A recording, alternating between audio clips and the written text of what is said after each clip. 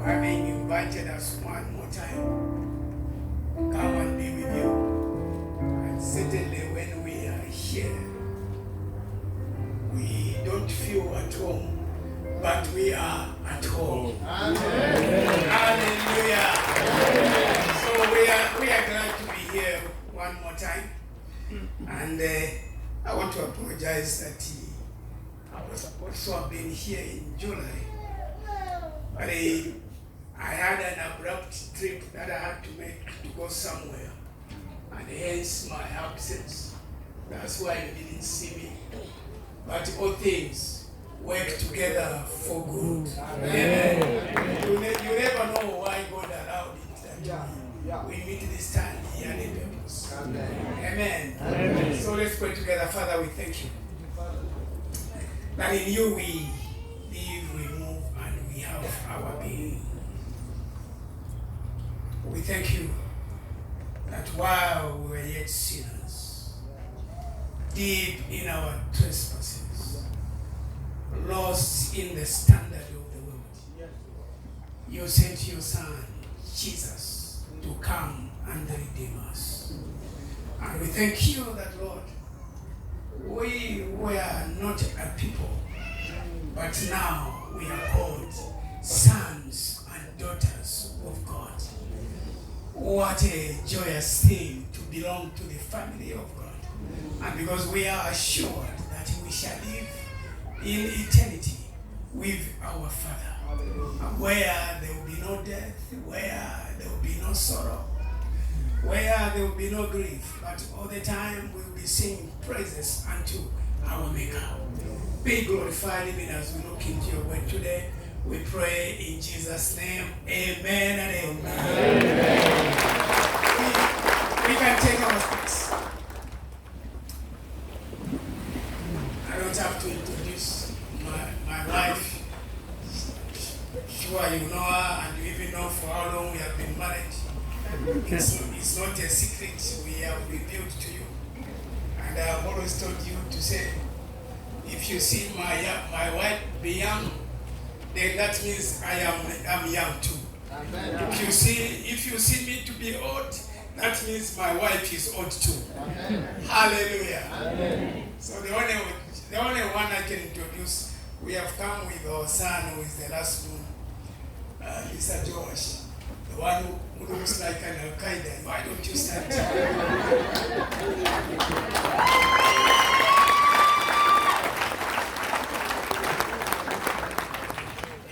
These days there is so much freedom. And if you take a whip, you say you want to beat a child, they will rush to the human rights. Because ever since I was born, I never kept the beard. But today it is fashion. It is fashion for the young ones to keep the beard. For us, our parents used to tell us that this is a sign of deadness if you have the beard. So this is the George. He's our last born. There are two. Empundu mwaiteba ne bampundu babiri mukalamba na shana change. You empundu mwaite. Amen. Hallelujah. That's why sometimes I digress. Now some people want to listen to the other day. Guys, please you can take a seat. Hallelujah. Amen. Shout hallelujah. Amen.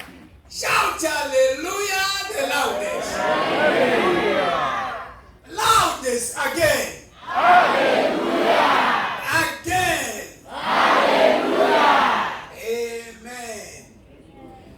Today I'm going to share something that the Lord has put upon my heart, and which I have seen people have been healed. And I believe there is someone here whom God wants to speak to and change their life. Amen. My reading comes from Luke chapter 4, verse 18 and 19.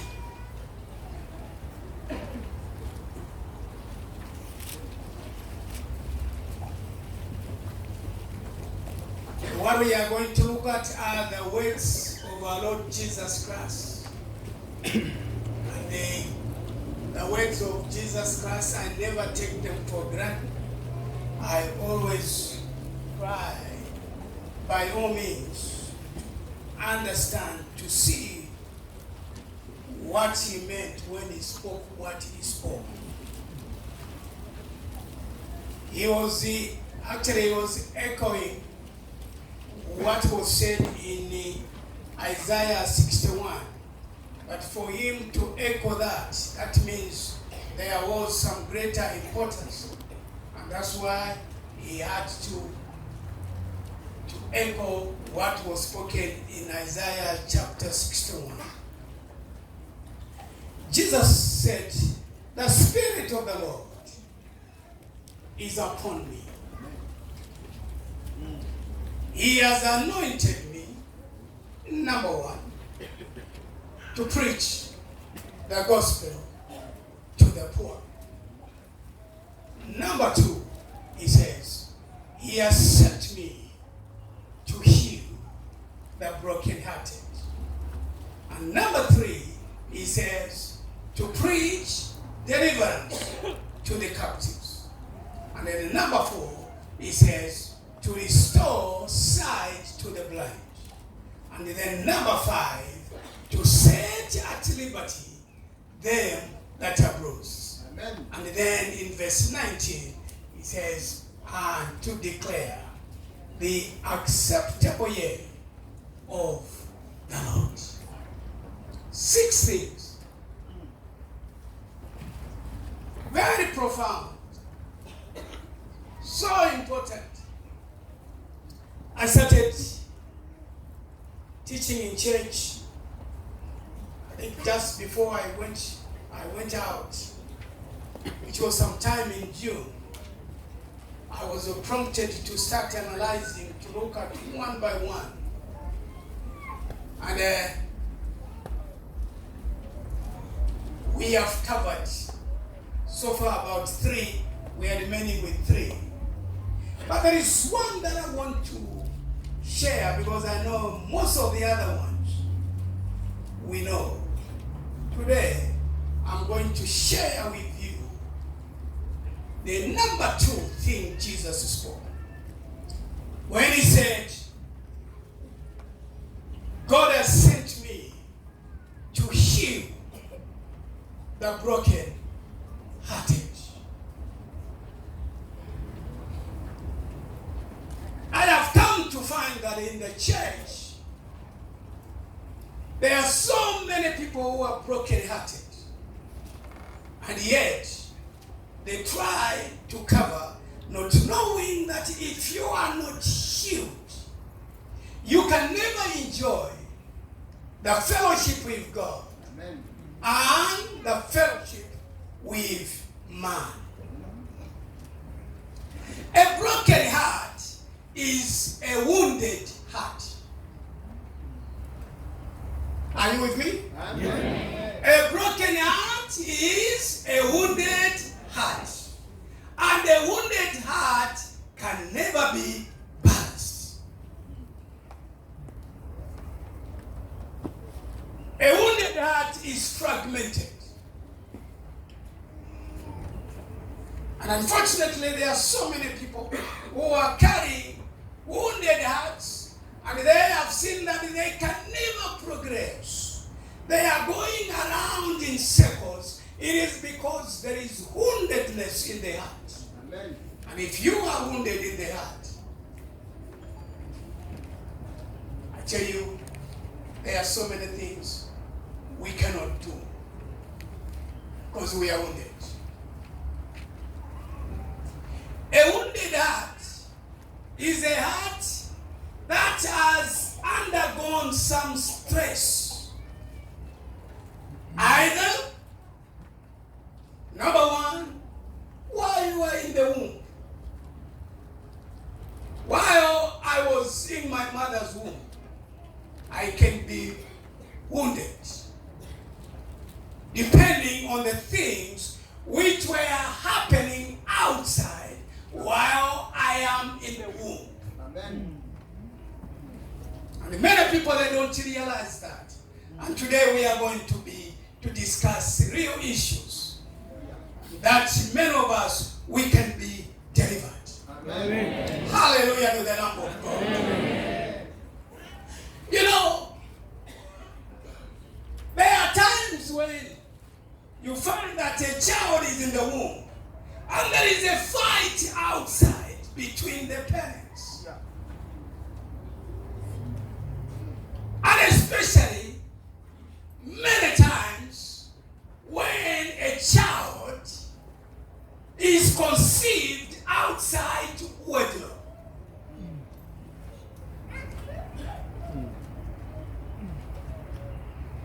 There are arguments. The one who is supposed to be the father says, I am not the father of this child.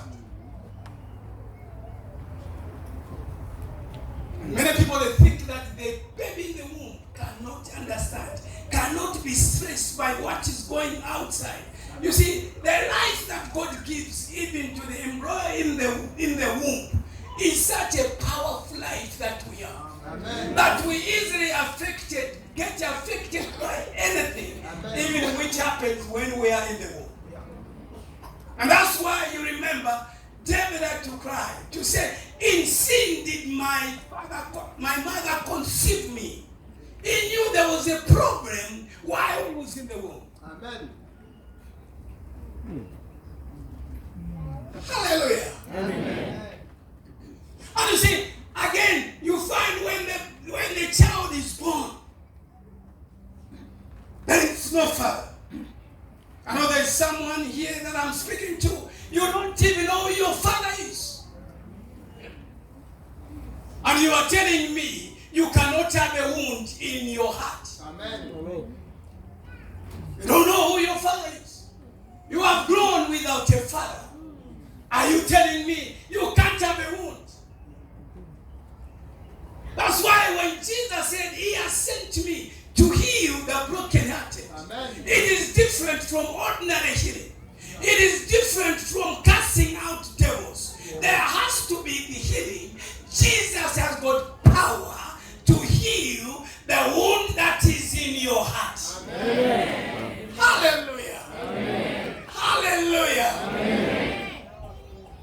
Then there are wounds that as we are growing, we also inflict upon ourselves all circumstances, inflict upon us certain wounds. My father died when I was 3 years old. Each time I saw my friends who had fathers, and sometimes just over a small thing, I would begin to cry. I would mourn and mourn that sometimes even my mother was provoked to shed tears because she saw what the emotions that I was carrying inside me. Are you telling me I couldn't be wounded because I was looking at my father? I have no father. Can you not be wounded? 3 years old, your father dies.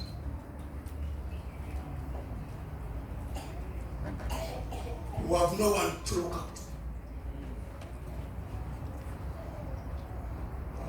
Your friends have school fees to go to school. You cannot go to school because your father is not there to provide money. Are you telling me you cannot be wounded?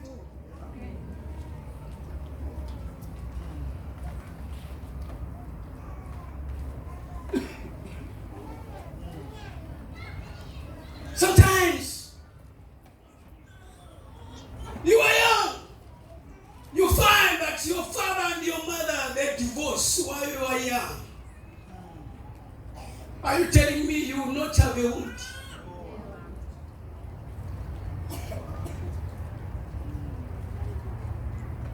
That's why God hates divorce. And the reason is that the children, they suffer. The children, they become injured. You can see them, they appear to be happy, but inside they are eaten up. Hallelujah. Hallelujah. Amen. And you are happy, you have gone, you have married another woman. You are married to another man. But you have produced sons and daughters who have wounds in their souls. And if they don't get the healing from Jesus, their lives will be in a mess.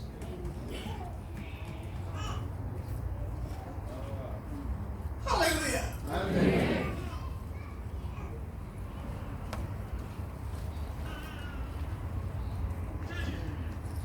So, let's not pretend. Let's deal with real issues. For Jesus to have mentioned specifically, he has sent me to heal the broken-hearted. You can never enjoy your Christianity as long as you have a wound in your heart. Amen. That's why even many marriages, even Christian marriages, are not admirable. Because one or both of them, they have wounds in their hearts, and the marriage can never be such a good marriage. Amen. Hallelujah. Amen. How many? There are so many Christian marriages which you look at, you wonder. And you even find those that are of the world, their marriages much better than the so-called children of God. Why? Because there is some woundedness in the heart, either in one or both.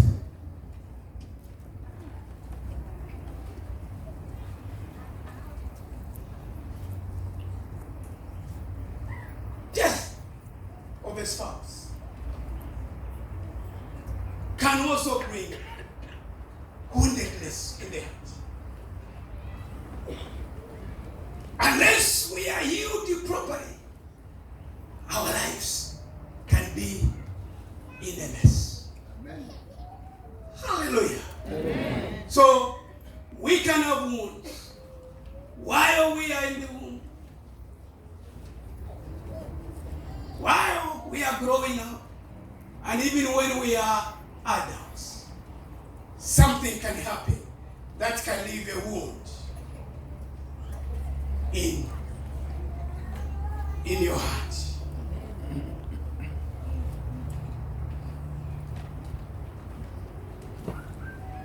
The word of God says in Proverbs 4 and verse 23.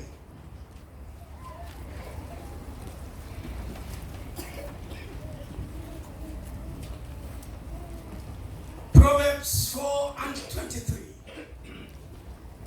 Keep your heart with all diligence, for out of it are the issues of life. All of us, we are what we are in our hearts.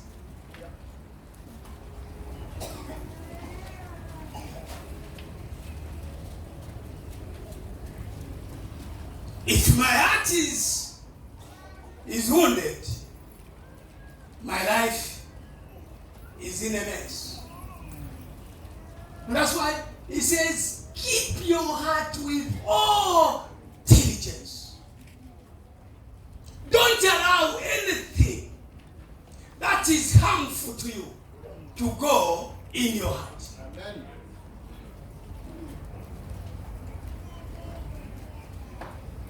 Some of you like receiving words from others. Ushamutunga isakwe atumva wana mulenga vale kutuka nensele valandile nishineshi. You know what you do? You always think, always talk about Chimubi. Uliwa kwebe fio muloshi. Amen. Ale kwipaya. Amen. Hello. Amen. The one who comes to tell you bad things which others have spoken is a killer. He's killing you, is not your friend. Munjebe ngabakwe bayisere bakutukire. Umutima tawakafu. Nomba ishuri wino. Unarishi mubio. La dedi pati mula pukalele fingi. Ifi fine mutile mwalafi kape kunganda kumfa bane babese mkumweba. Ifyo wale landa bale abambi. Mwanukuti na wiswisha na matui. You don't know you are killing yourself. Because you are creating a wound in your heart.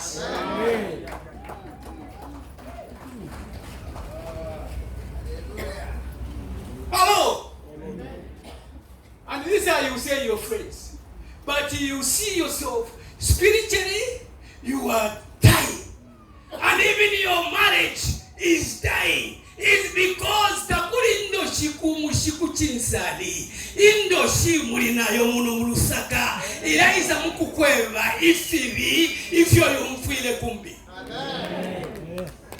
Hallelujah. Amen. Hallelujah.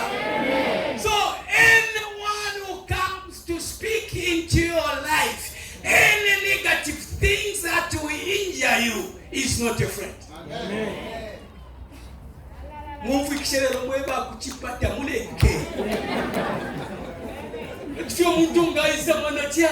Ya kama ni mbele. Enda kama punch.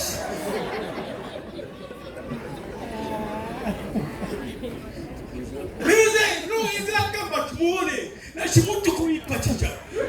Are you telling me you will not be injured inside? Is that a friend? It's not a friend, it's your enemy. Amen. And I am telling you this to help you that spiritually you become sound. Amen. Don't allow any nonsense to come in your heart. Amen. Hallelujah. Amen. In a once wise, Garefo Kunjeba, Mweba Nati. Gorefo Kunjeba. Tietwete ulawini ulelanga wachina. Pakuti abe pano